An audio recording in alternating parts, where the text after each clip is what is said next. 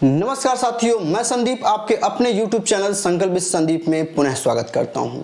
साथियों, हिंदी साहित्य की इस कड़ी में आज हम लोग देव यानी देवदत्त द्विवेदी को पढ़ेंगे, जिनको उपमा का बादशाह भी कहा जाता है। आपसे पूछ लिया जाए कि हिंदी साहित्य के इतिहास में या हिंदी के कवियों में किसे उपमा का बादशाह कहा जाता है, अर्थात उपमा अलंकार का सर्वाधिक प्रयोग किनकी रचनाओं में देखने को मिलता है, तो वह कवि कौन है? तो वह कवि हैं देव यानी देवदत्त द्विवेदी हैं। कौन है? देव हैं। ये आचार्य और कवि दोनों रूपों में प्रसिद्ध हैं। ये आचार्य और कवि दोनों रूपों में प्रसिद्ध हैं। ये ध्यान रखिएगा, आचार्य भी थे और कवि भी थे। और रीतिकालीन कवियों में सर्वाधिक ग्रंथ लिखने वाले भी कवि कौन हैं? अगर आपसे पूछे कि रीतिकालीन कवियों में सर्वाधिक ग्रंथ लिखने वाले कवि कौन हैं, तो देव हैं। कौन है?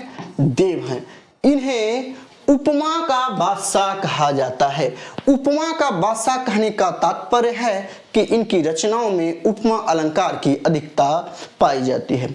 अगर बात करें रचनाओं की, तो भाव विलास है ना, भवानी विलास, प्रेम तरंग, कुशल विलास और काव्य रसायन और सुख सागर, इनकी 6 प्रमुख रचनाएं हैं। रचनाएं तो और हैं, लेकिन इनको सर्वाधिक ग्रंथ लिखने का भी खिताब मिला है। किसको?